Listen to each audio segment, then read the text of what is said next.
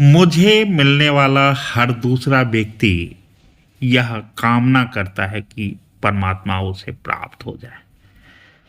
हालांकि मैं हर बार एक ही सवाल पूछते रहा हूं कि आखिर परमात्मा चाहिए क्यों? ऐसा क्या है जो आप परमात्मा को मिलकर बताना चाहते हैं? मतलब मसलन ऐसी कौन सी बात है आपके जीवन की, ऐसी कौन सी उपलब्धि है, ऐसी कौन सी घटनाक्रम है जो आप परमात्मा को बताना चाहते हो, जो कि परमात्मा पहले से नहीं जानता हो? आपके स्वभाव में, आपके हर क्रिया में, आपकी हर उपस्थिति में, यहाँ तक कि कण-कण में परमात्मा है। आप उनसे मिल पा रहे हो, नहीं मिल पा रहे हो, लेकिन वो तो आपसे दूर है ही नहीं। वो तो आपको देख रहे हैं ना। वो देख रहे हैं कि आप कैसे उनके मूल सिद्धांतों को दरकिनार कर चुके। वो देख रहे हैं कि कैसे जब आप आफत और विपत में आते हैं, जब समय प्रतिकूल होता है, तो कैसे आप मंदिर, मस्जिद और गिरजाघरों का दौड़ लगाते हैं। परमात्मा तो भली-भांति देख रहा है ना कि उसने आपको किन उद्देश्यों से भेजा है और आप उन उद्देश्यों पर कितना अग्रसर हैं, कितना खरा हो पा रहे हैं। ऐसा क्या है कि आप परमात्मा को मिलकर बताना चाहते हैं? और अगर बात मिलने की है, वापस जाने की है, तो आप मरना भी तो नहीं चाहते। इस सत्य को जानते हुए भी कि एक दिन सबको मरना है, लेकिन समय से पहले कोई नहीं जाना चाहता। तो फिर सोचने वाली बात यह है कि आपको भेजने वाला परमात्मा है और आपको बुलाने वाला परमात्मा है। फिर इस बीच आप परमात्मा से मुलाकात करना चाहते हो। परमात्मा ने संभव है कि आपको अपनी तरफ से निर्मित करके इस धरा पर भेज दिया है। यह सोच के भेजा है कि आप उनके मूल सिद्धांतों का अनुपालन करते हुए इस जीवन को बेहतर तरीके से जी लेंगे, ताकि जब परमात्मा पुनः आपसे मिले तो आकलन हो पाए आपका कि आपने कैसे जिया। अक्सर हम पाप, पुण्य और इसमें उलझे रहते हैं। पूरा जीवन हमारी कोशिश रहती है कि पाप धुल जाए तो फिर धोकर नया पाप करें। जब तक आपके ग्रंथों में पाप धोने की प्रक्रिया रहेंगी, तब तक ऐसा लगने लगा है कि मनुष्य धो धो कर पाप करने को आतुर रहेगा। लेकिन सवाल फिर वही आके अटकता है कि परमात्मा आपके अंदर है। जब कण-कण में है तो आप में भी हैं, और आप में भी हैं तो आप उनसे मिल सकते हैं, लेकिन कैसे?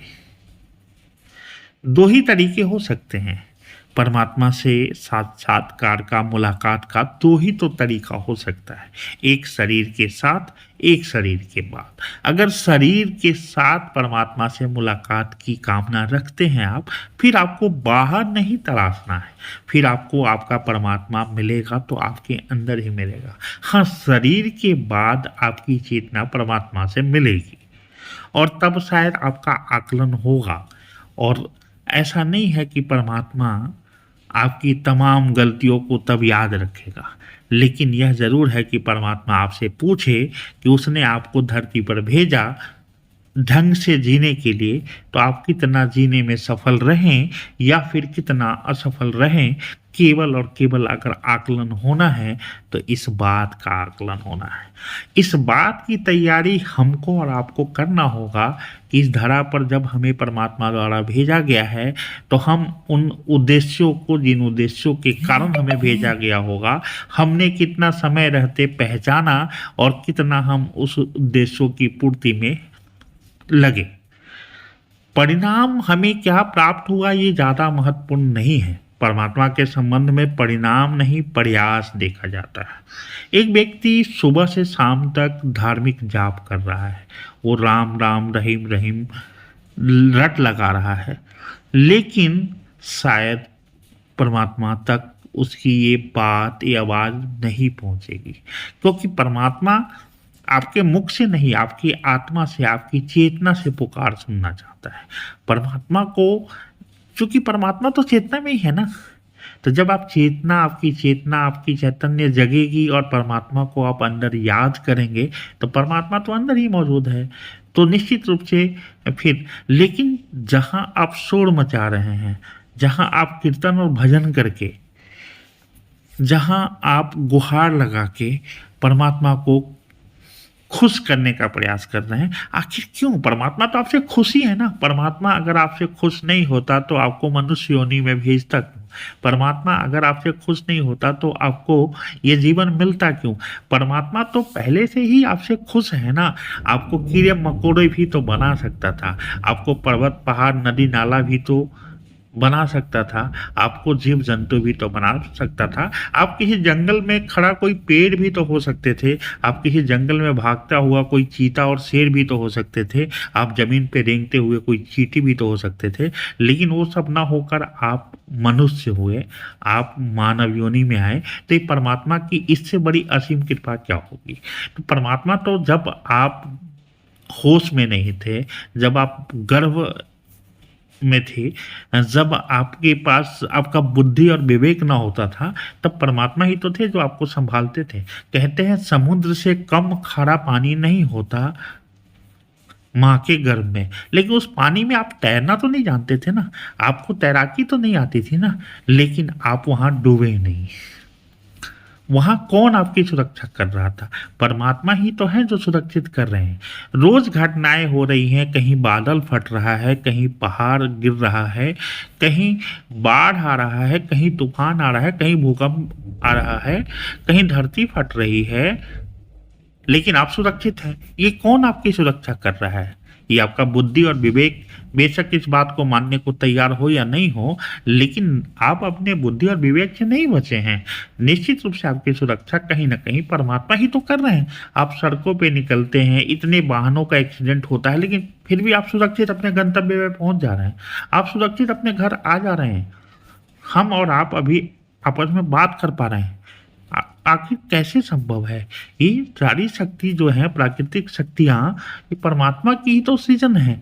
और परमात्मा जब सब कुछ इतना कर ही रहा है, तो आप ऐसा क्यों चाहते हैं कि परमात्मा सब कुछ छोड़कर केवल आपके पास आपसे मिलने और आपसे बातें करने आए? आखिर जीवन में ऐसा क्या पाया आपने जो आपको मिलकर परमात्मा को बताना है? ऐसी क्या उपलब्धि है कि परमात्मा को अन्य आवश्यक कार्यों को छोड़कर आपसे मिलने आना चाहिए, आपसे मुलाकात होनी चाहिए? हाँ, आपके पास कारण है, आप परमात्मा को ढूँढ रहे हैं, आप ढूँढेंगे क्योंकि आपको लगता है कि जीवन में आप कहीं न कहीं उन दायित्वों का निर्वहन नहीं कर पा रहे हैं, उन उद्देश्यों की पूर्ति नहीं कर पा रहे हैं, जिसके लिए आपको भेजा गया है। तो आपको लगता है कि शायद परमात्मा मिल जाए, तो हमारे तमाम दायित्वों से मुझे मुक्ति मिल जाए और हम अपने फेल्यूर को जस्टिफ़ाई कर पाएँ।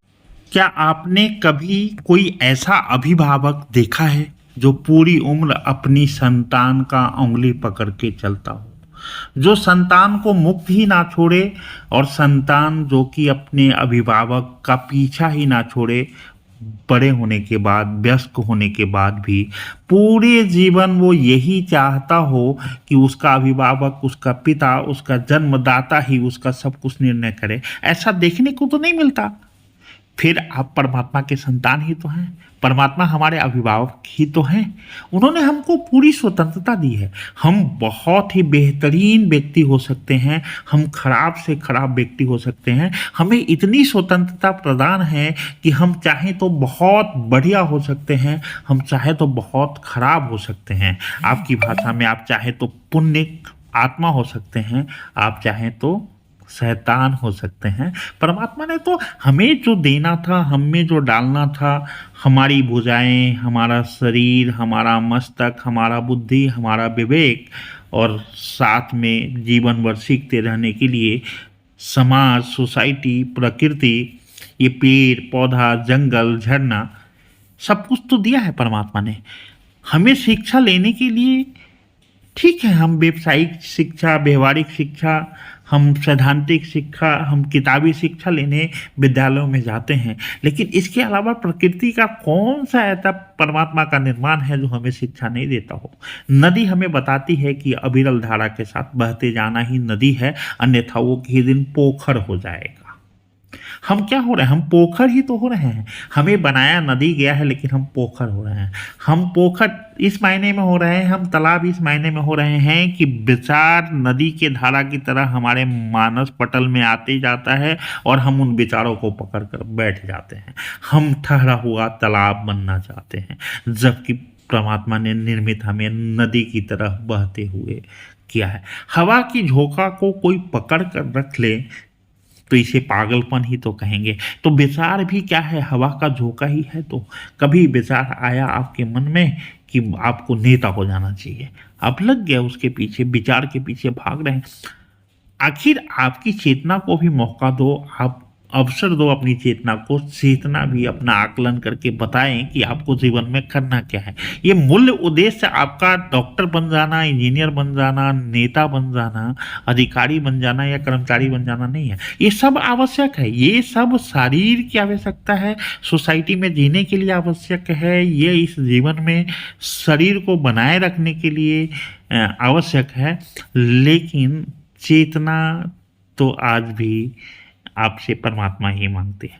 चेतना तो उन उद्देश्यों की पूर्ति के लिए आपके साथ है, आपके अंदर है, जिन उद्देश्यों के लिए आपको बनाया गया है। ये अलग बात है कि सामान्यतः हम पूरा जीवन जी लेते हैं जैसे तैसे, तब भी हमें वास्तव में पता नहीं चल पाता कि हमें भेजे जाने का उद्देश्य क्या रहा होगा। आखिर परमात्मा ने हमें बनाया क्यों होगा, हमारा निर्माण क्यों हुआ होगा, हम किन उद्देश्यों के कारण निर्मित हैं, कई बार हम ये समझ ही नहीं पाते, बल्कि अक्सर हम ऐसा समझ नहीं पाते हैं। और जब हम नहीं समझ पाते हैं तो हमारे अंदर जो विकृतियां हैं, जहाँ मन हावी होने लगता है चेतना पर और बुद्धि हमें समझाने लगती है कि हम भी कुछ हैं, तब थक हार कर पहले तो हम अपनी बुद्धि चलाते हैं, फिर हम अब एक उम्र के पड़ाव में आते हैं। आपने देखा होगा 40 के आसपास लोग धार्मिक दिखने चालू हो जाते हैं, दिखने प्रारंभ हो जाते हैं। आप धार्मिक हैं, आप जन्म से धार्मिक हैं, आप चाहे जिस धर्म में भी जन्म लिए हों, परमात्मा से आपका संबंध है, आप धार्मिक हैं। आप धार्मिक है तभी आपका उत्पत्ति हुआ। आप धार्मिक तो हैं, लेकिन आप धार्मिक दिखना प्रारंभ करते हैं अक्सर 40 के बाद, जब आपको लगता है कि आपने अपनी चला ली, आपकी अपनी जोड़ जितनी चलनी थी चला ली। अब आपको लगता है आपके अंदर की शक्ति कमज़ोर हो रही है, आपकी शारीरिक शक्ति कमज़ोर हो रही है, तो धीरे धीरे मानसिक शक्ति और मानसिक कमजोरी का एहसास आपके अंदर जब आता है, तो आप अपनी मजबूती के लिए परमात्मा की तरफ भागना प्रारंभ करते हैं। आपको लगता है कि परमात्मा आपको मिले और आपको अभय दान दे दे, आपको अमरत्व दे दे, परमात्मा आपको मिले और आपकी सारी दुख तकलीफें जो शरीर से जुड़ी हुई हैं, चेतना को कभी कोई तकलीफ ना हुआ है न कभी होगा। ये शरीर नहीं था तब भी चेतना थी, ये शरीर नहीं रहेगा तब भी चेतना रहेगा, ये शरीर जलेगा तब भी चेतना नहीं जलेगी, ये शरीर माँ के गर्भ में था तब भी चेतना थी, और ये शरीर धरती पे आया उस दिन से चेतना है। लेकिन तब जब आपके अंदर बुद्धि और विवेक आपकी चेतना पर हावी नहीं था, तो आप परमात्मा के से पुरस्कृत थे। परमात्मा को पता, आखिर आपने देखा होगा, हमने देखा, जब हम बचपन में थे, जब हम अपने पैरों पर खड़ा नहीं हो पाते थे, तो कोई हमें अंगुली पकड़ाता ही था। वो हमारे पैदा करने वाले हमारे अभिभावक ही रहे होंगे, जिन्होंने अपनी अंगुली देकर हमें खड़ा कर होना सिखाया, हमें चलना सिखाया। लेकिन क्या वो पूरी उम्र अपनी अंगुली पकड़ाए ही रखें? परमात्मा ने यही तो किया हम सबके साथ। जब हम परमात्मा को हमें शरीर देना था, जब हम बचपन में थे, जब हम माँ के गर्भ में थे, जब हमारी देखभाल के लिए कोई था भी नहीं, कोई हमारा सहायक हो भी नहीं सकता था, तब न हमें भोजन की चिंता होने दी परमात्मा ने, ना हमें कोई दुख तकलीफ होने दिया, न बारिश तूफान, सब की रक्षा तो हम पा ही रहे थे ना।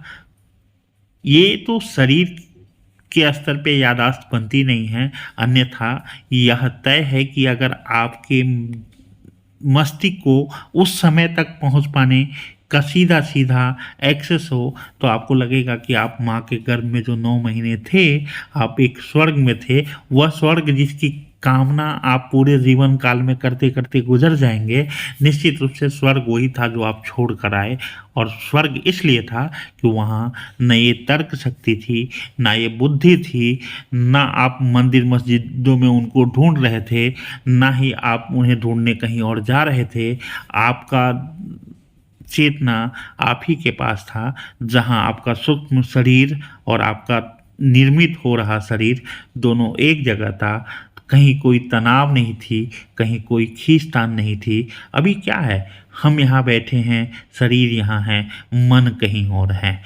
मन यहाँ है तो शरीर कहीं और है, और ऐसे में शरीर और मन के बीच जो तनाव है, ये तनाव हमें इतना बुरी तरह से थका देता है कि हम अक्सर अपनी ज़िंदगी से ऊबने लगते हैं, और हमें लगता है कि परमात्मा मिले तो कुछ बेहतर हो।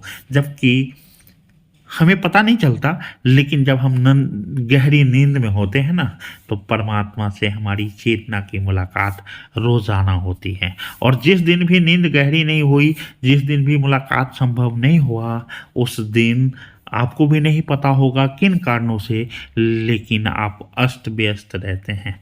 वो दिन आपका फिर उतना तरोताज़ा नहीं होता, आपके अंदर कुछ न कुछ बेचैनी चल रही होती है। यह अलग बात है कि आप ही नहीं जानते होते कि किन कारणों से बेचैनी चल रही है, लेकिन वास्तव में कारण नहीं होता है कि उस रात संभव है कि चेतना की परमात्मा से मुलाकात ना हुई हो और चेतना अंतर से अस्त